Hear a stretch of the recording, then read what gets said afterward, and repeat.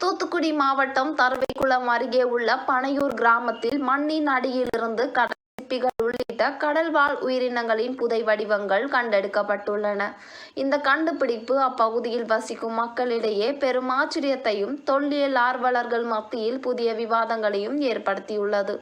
விவசாய பணிகளுக்காக நிலத்தை சீரமைக்கும் போது கிடைத்த இந்த கடல் சிப்பிகள் குறித்து தகவல் வெளியானதை தொடர்ந்து தொல்லியல் ஆர்வலர்கள் மற்றும் ஆய்வாளர்கள் அந்த இடத்தை நேரில் பார்வையிட்டு ஆய்வு மேற்கொண்டனர். கடலில் இருந்து பல கிலோமீட்டர் தொலைவில் உள்ள பனையூர் கிராமத்தில் இவ்வாறு கடல் சிப்பிகள் கிடைத்திருப்பது பண்டைய காலத்தில் இந்த பகுதி கடலுடன் தொடர்புடையதாக இருந்திருக்கலாம் என்று யூகத்திற்கு வலுவூட்டுகிறது. இது குறித்து தொல்லியல் ஆர்வலர் ராஜேஷ் செல்வரதி கூறுகையில், இந்த பனையூர்ல நம்ம பனையூர் அறிவிக்கப்பட்ட தொழில் தளமான பட்டினமரத்துல இருந்து ஒரு 5-6 கிலோமீட்டர் டுவர்ட்ஸ் நார்த் வடக்கு பக்கத்துல அருள்மிகு சிக்கம்மன் கோயில் பக்கத்துல ரோட்ல இருந்து உள்ள ஒரு 1.5 கிலோமீட்டர் தள்ளி வரும்போது அந்த அணைக்கட்டு ஒன்று இருக்கு. அந்த அணைக்கட்டு பக்கத்துல உள்ள இடத்துல கடந்த 2023 வெள்ளத்தில் ஏற்பட்ட அரிப்பின் காரணமாக அந்த அரிப்பானது இந்த மேல் பகுதியிலிருந்து உத்தேசமா ஒரு 3 அடி ஒரு 3.25 அடி வரைக்கும் உங்களுக்கு அந்த லெவல் இருக்கு. இது கீழே ஒரு 4 அடி இருக்கும். மொத்தத்துல ஒரு 7.5 அடி வரைக்கும் அந்த அரிமானங்கள் போயிருக்கு. இந்த அரிமானப்பட்ட இடத்துல நிறைய பாலிசிட்டிகள் மாதிரி கிடக்கு, லேயரா கிடக்குன்னு சொல்லி தகவல் ஊர் மக்கள் கொடுத்தாங்க. தம்பியோட அப்பா தான் கொடுத்தாங்க. கொடுக்கும்போது அதை சம்பந்தமாக ஒரு இது ஃபாசில்ஸ் மாதிரி தெரியுதுன்னு ஒரு அந்த கடல் சிப்பிகள் தெரிஞ்சுங்கிற போட்டோஸ் தெரியுதுங்கிறதுனால முறையாக ஒரு புவியியல் ஆய்வாளர் பேராசிரியர் அந்தோனி ரவீந்திரன் யூனிவர்சிட்டி காலேஜ்ல பார்க்கும்போது இது ஃபாசில்ஸ் தான், செடிமெண்ட் ராக்ஸ் ஃபாசில்ஸ் இருக்கு. அப்போ ஒரு 6-5 ஸ்பீசிஸ் கண்டுபிடிச்சோம். ஸ்பீசிஸ் செக் பண்ணும்போது இது மெரைன் ஃபாசில்ஸ் தான். இப்போ சங்கு இல்ல, குறிப்பிட்டு பார்க்கும்போது எங்கேயுமே பெரிய சங்கு இல்ல. அப்ப பெரிய செங்கல் இருக்கிற இடத்துல இந்த ஆயிஸ்டர்ஸ் முத்துக்கள் வளராங்கிறது தெரியும்.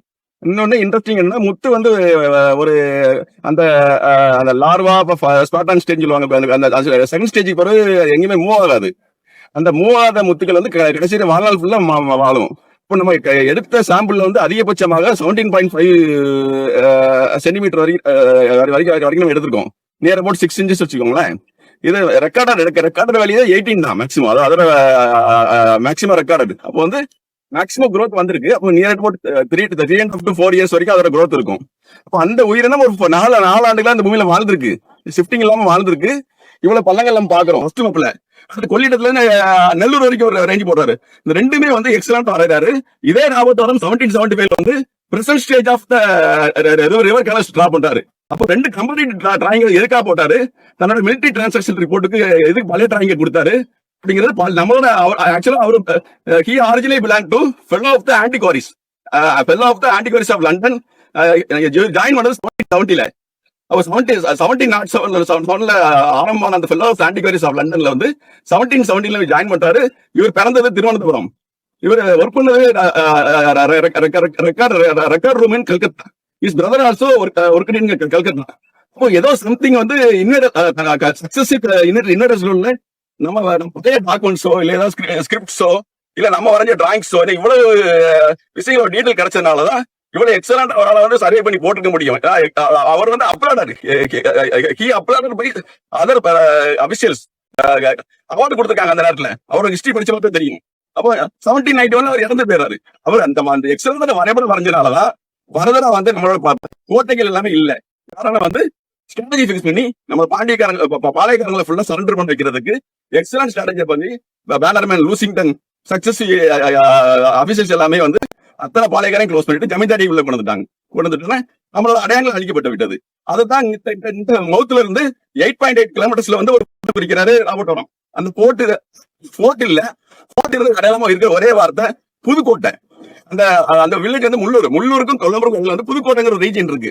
அங்க லூன்ல எடுத்தோம். லூன்லாங்கிறது made with 1.4% of silver, 6.5% of copper and remaining all items are lead. லெட்னு எப்படி சொல்றோம்னா டென்சிட்டி 10.9 வருது. லெட்டோட ரிசல்ட் டென்சிட்டி 11.3 சம்திங். ரிசல்ட் 7% வேற பார்ட்டிகல்ஸ்னால 10.9 வருதுன்னு வச்சுக்கோங்களேன். வேல்யூபிலிட்டி நல்லா இருக்கு. ஒருத்தங்க மூக்கு மாற்றம் இருந்தா லூன்லாம் அந்த காந்திரபுரத்துல கூட மூக்குல பாத்தி மாட்டிருப்பார்ல, அந்த லூன்ல எடுத்திருக்கோம். மூக்கு பார்த்தா ஷூ மாதிரி இருக்கும். அழுத்தது அந்த லெட்டர் எப்படி ப்ராசஸ் பண்ணோம்? ஃபவுண்டேஷன் லாக்ஸ் எடுத்திருக்கோம். ஃபவுண்டேஷன் லாக்ஸ் வந்து 2 கிரேட் எடுக்கிறோம். ஒன்னு செமி எலிமினா, ஒன்னு ஹை எலிமினா. ஹை எலிமினாங்கிறது it can withstand up to 1500 degree. இப்போ அந்த 1500 டிகிரி விட் பண்றதுக்கு வெஸ்டன் பண்றதுக்கு என்ன பர்பஸ் அவங்களுக்கு தேவை? என்ன மாதிரி ஃபவுண்டரிஸ் அவங்க யூஸ் பண்ணாங்க? என்ன மாதிரி ரியாக்டர்ஸ் யூஸ் பண்ணாங்க? என்ன மெல்ட் பண்ணாங்க? எப்படி அதை வந்து பேப்பர்ல ஊத்துனாங்க? அந்த ஊர் பேர் தான் கொல்லன் பரம்பு. கொல்லன் பரம்புங்கிறது ரா வந்து சின்ன ரா, பெரிய ரா கிடையாது. சின்ன ரா கொல்லர்கள் இப்ப பொற்கொள்ளர்கள். பரம்புங்கிறது நிரம்பி வாழ்றது. பக்கத்துல ஊர் வந்து இன்ட்ரெஸ்டிங் ஒரு பேரு முள்ளூர் முத்துக்குமாரபுரம். முள்ளூர் மீன் முயங்குதல், உட்புகுதல். அப்போ முயங்குதல் உட்புகுதலுக்கு meaning go into dive, go to inside, go to dive. ஏதாவது மீனிங் எடுக்கலாம்னு வச்சுக்கோங்களேன். அப்போ இந்த பக்கம் பாண்டு கல்ச்சர் நீங்க மீன் பண்ணீங்கன்னா இதுக்கு அடுத்து வந்து முத்துக்குளிக்கிறவங்க வாழ்ந்துருக்காங்க முள்ளூர்ல. அதுக்கு அடுத்து பொற்கொள்ளர்கள் வாழ்ந்துருக்காங்க. அவங்க பரம்பரை நிறைய ஃபிளின் ஸ்டோன் எடுத்துக்கோம். அந்த நுண்கருவி ஆயுதங்கள் சொல்லுவாங்க, கற்கள் இருக்குல்ல, நிறைய எடுத்திருக்கோம். ஃபவுண்டேஷன் லாக்ஸ் நிறைய எடுத்திருக்கோம். நுண்கருவி ஆயுதங்கள் எடுத்திருக்கோம். பராட்ட நோட்டு நாணயங்கள் எடுத்திருக்கோம் கொல்லன் பரம்புல. கொல்லன் பரம்பு வரைக்கும் already documented, requested, submitted to district collector. He also proceeded gently.